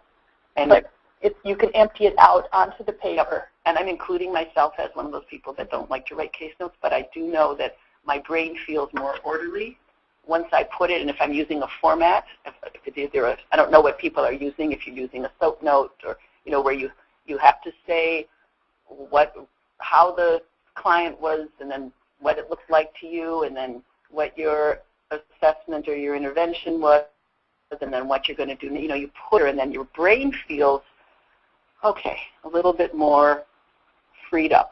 Yep. Rather than thinking of that as an additional burden. Here's a really helpful suggestion, too. Somebody writes, as a public health nurse in a rural area, I have limited physical resources to reflect with, but have found that regional meetings and use of internet, conference calls, and even forums such as this are extremely helpful. Support can be virtual and effective. Cool. Yeah. I've also heard, good point. We do a little bit over Skype, but Skype isn't terribly reliable. Recently, someone told me about another thing called GoToMeeting, which apparently, do you use that, Michele? I've used it a couple times. I don't. So I haven't. So does that work well? I think it can. Because I heard you can include several people, and you can see each other's screen. You can do a bunch of stuff, so it might be a more maybe relational way of doing Skype. If it's a little more. Google Hangouts is another one I've heard of. So if you guys have had any experience with that and you want to write in, that would be great. Yeah. For people who would like to know some other alternatives. So we want to think a little bit about how this reflecting, what the skills are that you're doing in the reflecting on action to help people reflect in action. So making yourself useful to the parent is one of them. That we know that emotion has a lot to do with being able to learn, being able to process. So having somebody feel glad that you came is really important. Yeah. And again, we know everybody talks about, I use a relational approach. We want to remember the affect is in there. So for somebody to feel relieved when you come is really helpful, because if they're relieved, then they can use your mind for some thinking, they can feel smarter and better and more resourceful and can gain perspective. It's like, so as they're using your mind and feeling the usefulness of you, they can start to get perspective back, connect how they feel and what has happened. So, we have these phrases like, no wonder you're upset, losing a job is hard. What do you do with your frustration? Seems like everything he does makes it worse. Being able to put these things into words, and they're words we all use all the time, but there's this aspect of experience that the parent is having, glad to see you, knows that you're there to help, and they can use it. And knows that you're coming back. And you're coming back. And again, I think parents, it's sort of, you become that the virtual regulating partner. If once a relationship is established, they can regulate more easily, knowing they have a place to take this in 3 days. Just like the baby who has had consistent care, when they hear the sound of the parent walking up the stairs to pick them up, they can already regulate a little bit. It's kind of like that. And people will say it, right? And we've heard people say that. I knew you were coming on Tuesday, and so I didn't call you because I knew I could tell you on Tuesday. We know that it gets into the mind. Yep. And then the other piece about making yourself useful, there's a lot of pieces, but another one is to help stabilize what you can. Help them take a moment to breathe. Help them remember to call a friend, and help them to think about what to do when they're feeling unstable or when they're feeling rocky, or whatever the feeling is that you've named with them. And it's concrete. Yep. It says, here are some things you can do so that, oh, that's right. That's right. That home visitor is really useful. Mm-hmm. And this one we've said a few times about helping the parents' thinking come back online. It's something we all get into, as we try to reason with people when they're upset. We do it with little kids. We do it with our partners. We do it with our clients. So the thing that we think about is to match the intensity with the affect and then bring it down. I don't mean match intensity with our volume or with our behavior. But if you want to do one? Yeah. I can't believe what happened today. I just can't believe it. Really? Oh, my God, you wouldn't know. It's terrible. You know what he did to me? Sounds like you're mad. I want to slap the living daylights out of you right now. What's the matter? No, we know none of you would do that. Right. We're clear. No, but there was a time when that was the therapeutic. I see that you're having a hard time with this. And we could say, I see you're having a hard time with this. Can you do it again? I can't believe what he did. I can see you're having a really, really hard time. Got that right. You should see Michele. She's holding on to the chair. But it felt so much better when you opened those eyes really wide and you actually leaned forward on your chair towards me. Yep. And another thing we got to think about is, so I remember taking myself to supervision and saying, I feel like I'm being manipulative. When I'm with one client, I lean forward. I didn't say I opened my eyes like that, but I could feel more of a forward presence. And I said, and with other people, you probably won't be able to hear this because I'm going to sit way back. I would sit way back. She's sitting way back now. And my supervisor said that's not being manipulative, that's being attuned. Mm-hmm. Oh, okay. So what we mean by intensity isn't going to be, I mean, you guys know this. I'm just saying it out loud. It's not that you're going to use the same ramping up for everybody, but to match where that person is so that you can bring it back into regulation. And then technique-wise, we know that if the person is in a very intense mode, we're not going to ask questions. Oh, what happened?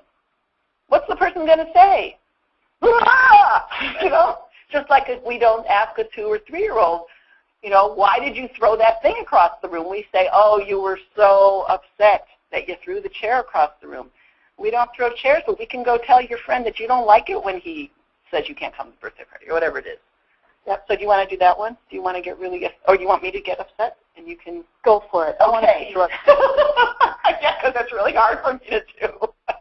Oh my God, I can't believe I made all this food. I made that oatmeal and I put it in the bowl and he wouldn't eat it. Oh man. You went to all that work. I did. It took so much work. I put it in the pan, and I added the water, and then I had to cook it, and then I put it in the bowl. He wouldn't eat it. Oh, man. Okay, but now we're sitting there listening to this. Yeah. No, I'm not. Now I'm out of roll. I'm Michele again. Oh, sorry. So what in this situation, this child is listening, and you're ragging on how he wouldn't eat the oatmeal, and you're really big, and I'm the home visitor. Mm-hmm. So let's think of a way we can do this so that we're also acknowledging the child's presence. Okay, so That's what I guess I wouldn't do would be to say to you, well, why does that make you upset? real.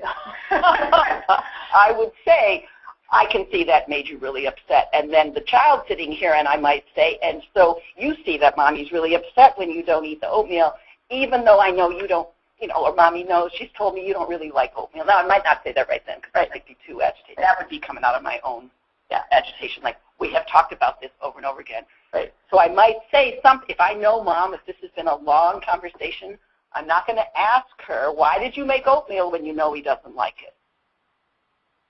I might say, so this is one of those times that you made it thinking maybe he'd eat it. Because I remember you told me when you were a kid you always had to eat the thing that was in front of you. And I remember you told me you really hated that. So was it one of those things? Yes. Yeah, I know. I mean, isn't that weird when that comes up? Even after we've talked about it, it still comes up. It makes so much sense. Just when you least expect it. Just when you least expect it. Yeah, right.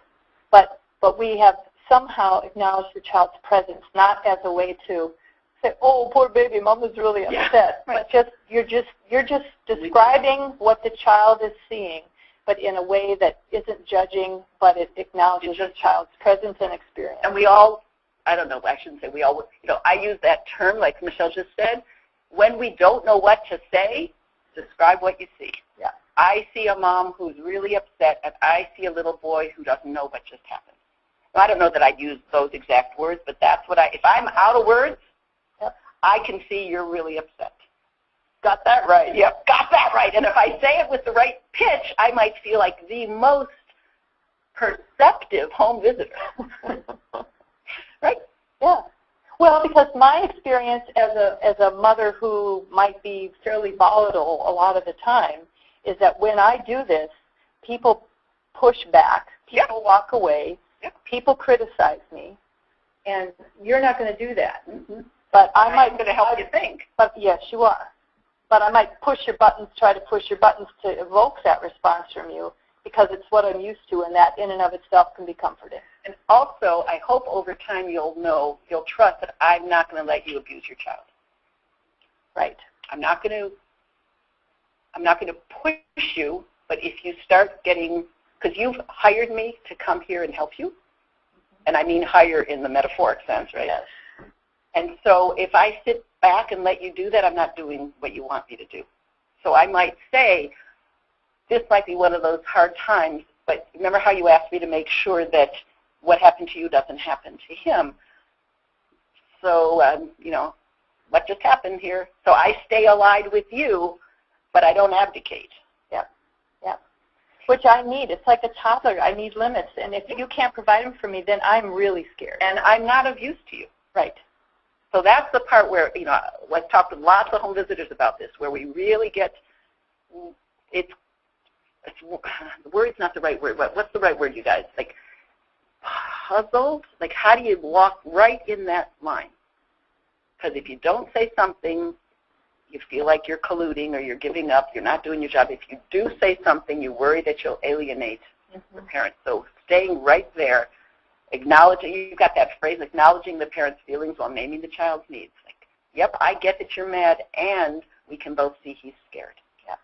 Yeah. And I know that's not what you want to do, because you told me that you don't want to be like that with him. Yeah. And that assumes a relationship. Yeah. Oh, it needs a relationship, right? So we also got to remember that if we're doing home visits, whatever we're saying to one of them, the other one's listening. And so sometimes if that activated thing, like, I'm going to take this child under my wing, and we might want to say to the child, Mommy's really, Mom can't hear you when you whisper, Carol.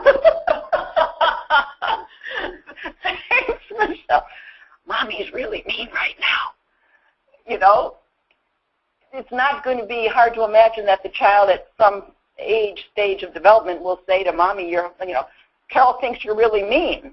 Yeah. So anything I say to the parent, I know the child's overhearing. Anything I say to the child, I have to assume the parent is either hearing now or will in the future. Yeah. So we got to say what's true and what we're willing for both of them to hear. Yeah. Yeah. Exactly. And that gives us, in the end, credibility. It does. It does. We're being real. So we've already done role plays. Should we just, yeah.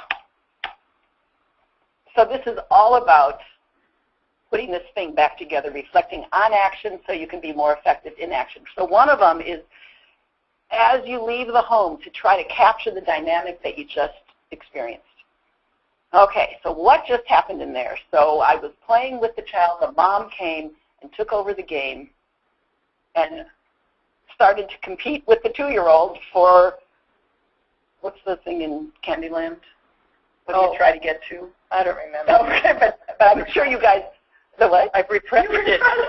But I'm sure you guys have had that experience where you're doing an activity with a mom and a very young child, and the mom has to win. Or art activity. An art activity, they take it, and it's supposed to be a parent-child activity. And right. So I got to capture that dynamic so that I know what happened. Okay, wait. So what happened was when the child was experiencing some pleasure or some pride, mom felt envious and took it over, so that tells me that the mom didn't have enough experience with feeling proud.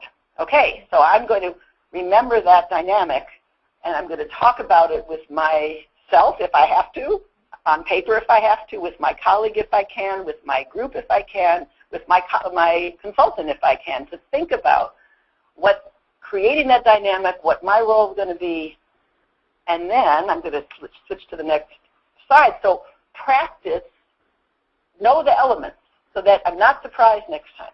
Next time I bring out an activity, I'm going to know that the parent is likely to compete, maybe not this time, but maybe another time, so that I have some ideas about what I might say. And so I might say, okay, I'm going to do something that's going to share my attention with mom and the child. So when I come in, I'm going to make sure I don't go right to the baby, because you know how we do that sometimes, or go right to the parent because I don't want to overcompensate and then drop the baby.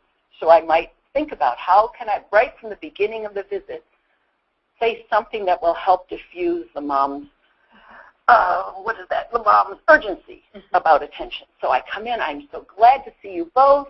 I see you've got new glasses, and I see you got the baby some new shoes, and hi baby, you look great in your new shoes that mommy got you. So I'm from the get-go thinking there's this element that I experienced before.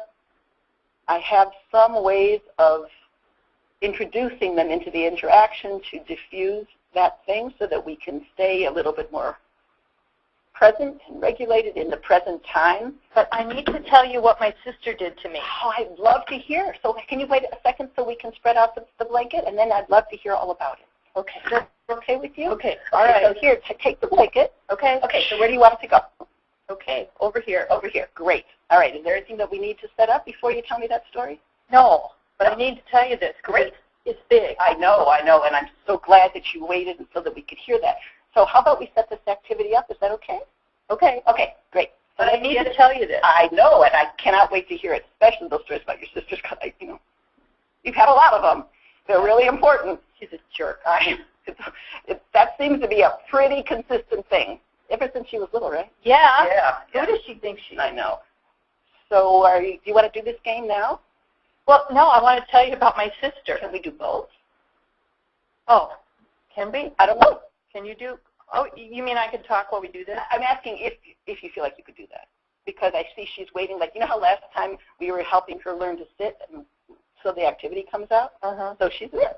Okay. Isn't that cool? All right. Like she learned that. Yeah. Because you taught her. Okay. You're amazing. Oh, thanks. Golly. All right. So sorry guys, we didn't give you a warning on that one. But so keeping that theme can help you be less surprised. Right. And knowing that you can set limits with mom and say, I see this is really important to you. Let's take 15 minutes, and really, I want to hear this. as long as we have time to play with the baby. Right, but it's that thing of if you could see me, one of the things that I might do would be to put a hand almost, I wouldn't touch the mom unless I really knew her well, but almost like keeping a connection, saying, I heard you. Almost touching my shoulder. But I'm not. But keeping a connection. I got it. I'm not going to forget it. Yep. Here's a physical sign that I got it, and now let's get the baby started, and then we can talk, and we'll pull the baby into... And the whole time you're doing this, you're making eye contact with me. So I know. Even though my mind is thinking about the baby, I'm right there with mom. Because if I drop mom, what's likely to happen? Let's do that one. How about that? You want me to fire you? Not, you have to fire me, but let's do that. Let's start it again. I can't wait to tell you what my sister did this time. Oh, well, can you know how we're here to play? Remember last time you asked me to bring Candyland so we could play that game? Yeah, I know, but I have to, I just have to get this off my chest. I brought the Candyland. I need to tell you this. I don't want to play that stupid game. Well, you know how part of my job is to play with both you and the baby because it's parent-child interaction. Yeah, but this time I need you to listen to me. But you see, right, so you can see how it, and we know that nobody out there would do that. We're just exaggerating, really. Okay, so, sorry for the little typo there. Helping parents remember that they are in the process of raising kids. So many people who weren't raised expect the children to just know what to do, and then they get upset with them because they don't. So they expect them to sit. They expect them to not bother them. It's a process, and so part of what we're there for is to teach them that we're in this long-term process of raising kids.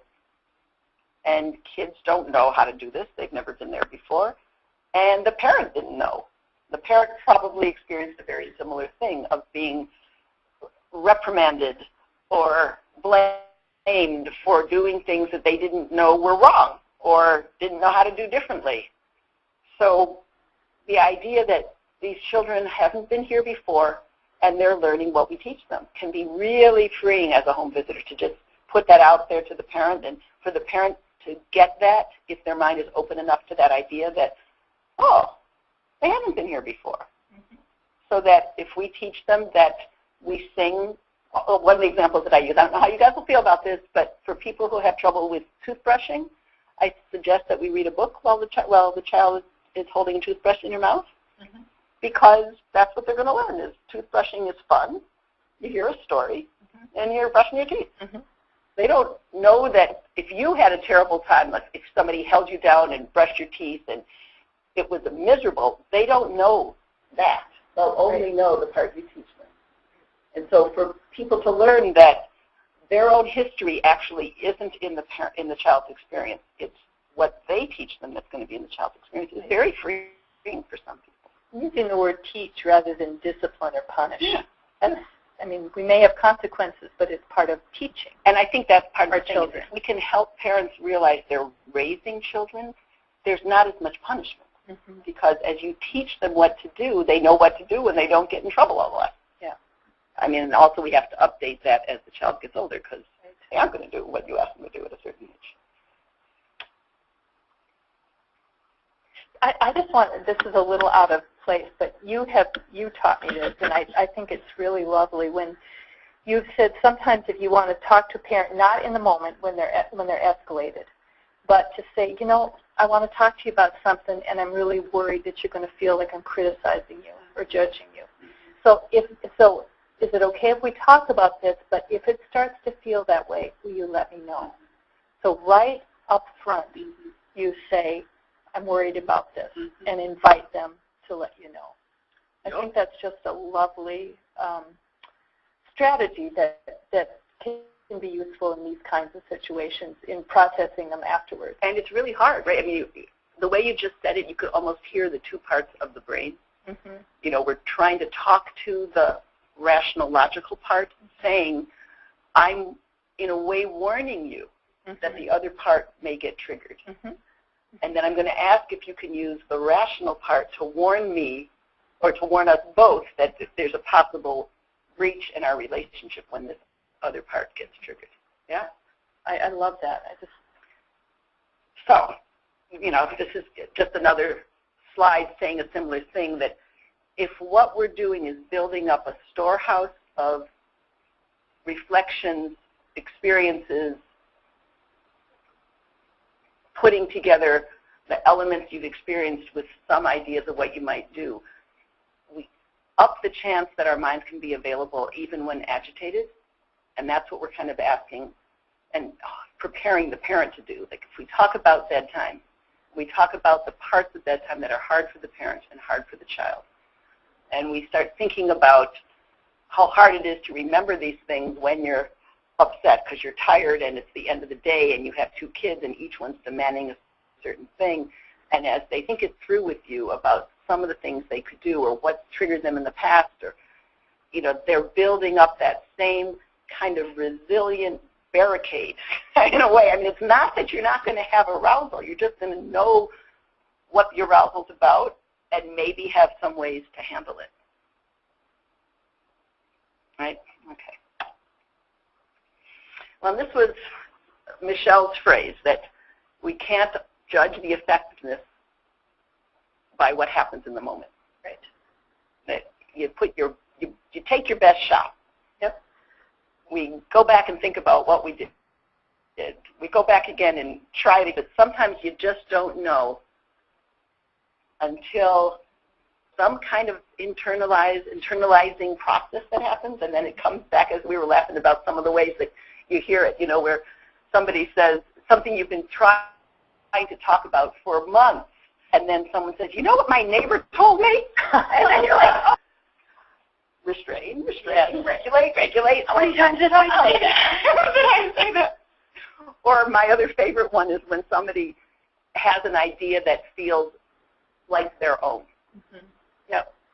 And sometimes, we confess, we get a little, not exactly, miffed maybe is the right word. Like, what am I, chopping? Yeah, exactly. But that's when it's really internalized, is when it feels like it's their own. And maybe they're even teaching you about this idea that they've just thought of. Right. And that's where the true resilience comes from, and the true repair is when somebody is taking it in. Right.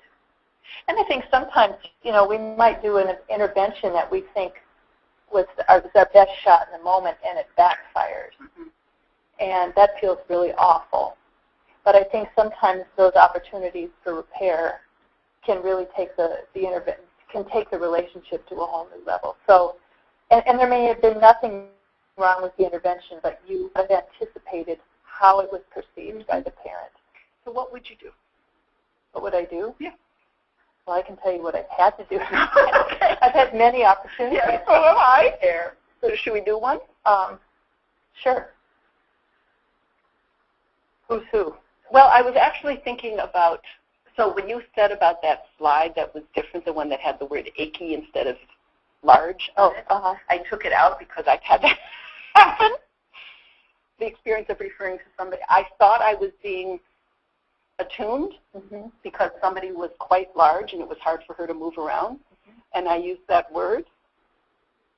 It didn't fly, huh? It didn't feel so attuned. I thought I was acknowledging that it was hard to move around, and it was summer and it's hot, and the child is now walking and starting to move fast, and I thought I was being respectful and attuned, and it came out completely wrong. Okay. So guess what happened? Mom was pretty mad. Mom didn't tell me she was mad. Oh, she canceled like 3 appointments in a row. Oh, Carol. And I finally, because I couldn't get in, I couldn't say it, so I finally left a message. This was back in the time when people listened to voice messages. Now, I don't know if I would do it through text. That feels, I don't know. It depends. It depends. So I left it as a voice message, that I was really missing seeing her, and I had this worry that I said something on the last visit that had offended her, and I sure hadn't intended it to be that way.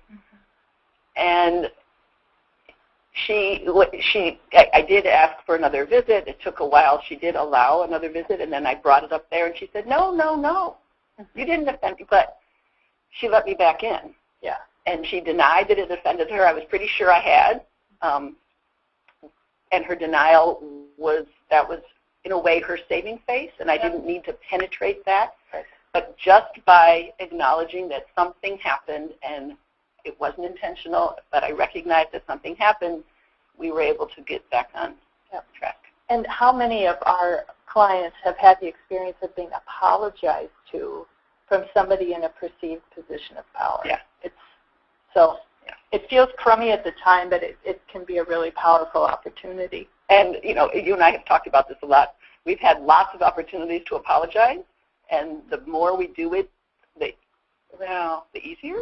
Sometimes. I mean, there will always be those moments where it's just plain hard. But I think it does get easier, and I think that comes with feeling more confident about our effectiveness in general. It gets easier to say I was wrong. And sometimes I've done that even when, by anybody else's standard, I wasn't wrong, but it was wrong to offend the client. Yeah, and like showing up 3 minutes late. Yeah. Sometimes that is perceived as such an assault. Right. And we want to kind of defend ourselves, like, actually, we're bad. Or I'm not really late, even. Yeah. Like my clock says I'm not, your clock says I am, and then, the roads are bad, it was raining, as opposed to, I'm so sorry. Yeah. And I know you hate it when I'm not right on time, and I really look forward to seeing you too. Yeah. And that's hard, right? It's hard, especially if it's repeated. And I'm hoping you guys out there are nodding your heads. We know who those clients are, where any misstatement, any mistime something is going to get that kind of reaction. We just know that that's in their history. Yes. I do, if we're moving on to this consultation, I do want to just say somebody has written in a comment that I can relate to. Sometimes writing case notes about a very difficult home visit feels very overwhelming to me. I sometimes have to wait a day or two before writing it out. Yeah. And I think that's a really good point. So we talked about case notes as sort of a cathartic opportunity, but not always. I mean, sometimes it's a really smart thing to do to just say, and that's part of compartmentalizing. I can't revisit this right now. I will. I know I need to, but I cannot do it right now. And I think that's a very reasonable way to self-regulate. And I hope that that's okay in the policies. Some agencies have different kinds of policies. It sounds like that works for that person's agency. Yeah. And I think the other piece, you just used the word cathartic, but I also would include the word organizing. Yes. That there's something about, and for some people it's talking it, it's not writing it down. For me, I do feel like writing something down just helps me organize what happened, and we recognize that's not true for everybody. And sometimes, because I think writing can be a way to step back a little bit too. Yeah. Leading us to this next slide. Absolutely. What a nice segue. Thank you. So, as you guys know out there that we use this phrase about stepping back, and why sometimes you give us a lot of credit because you say, well, how can you see this? No, it's because we're not in it. And stepping back helps all of us. So I get in that same soup when I'm doing a home visit, and Michele and I've been in the same soup. I mean, lots of times, but anybody who steps back has an opportunity to see the whole picture. When we're in it, we just can't. Just can't. And when we're in it, we cannot fully use our thinking ability. There's part of us that's on alert. There's part of us that's feeling embarrassed about what we said or didn't say. There's part of us that's monitoring the dog who's going to pee in our bag. There's part of it, there's the guy in the room that we haven't met yet. You can't use all the capacities. You get flooded. Yeah. We also love the idea of adding brains, because it'd be great if we were born with more than one or two. Right. Because the more brains, the more perspectives. Yeah. And we have big enough skulls, you think that we'd have more in there, but that's why I like to borrow somebody else's. And then the staying clear about the scope of your practice. We are confronted with a ton of stuff, and I like to think about almost holding up, when you're in one of those complicated, multi-generational, multi-dimensional families, holding up the frame you've created yourself and like plopping it on what is my role? Oh, it's just to deal with this. It's not to deal with the grandpa's paranoia brother-in-law's book, but it can feel like it when it's all brought into you. And to hold your frame up to say, my role is this, can be really relieving. I can gather resources. I can gather resources. Yep. Yeah, if you need help with that, right here. And it's important also because it becomes a boundary issue. We can easily get sucked in because people are pulling us towards things that we shouldn't necessarily be doing. And mental health is, that's one of them. Really, when you're in the home, it's just really challenging. Yep, absolutely. So, you guys, we've reached the end of our time. Thank you so much for sending in your comments. Oh, we have a thank you so much. Very nice, Michele. Thank you. And yeah, and I hope this has been useful. I think what would be particularly helpful to us if you're doing any kind of evaluation is to let us know how, if these, all of the role plays, if that kind of thing is useful over a webinar in terms of being a practical way to offer kind of model strategies. So thank you so much for your participation and especially for the really important work you do.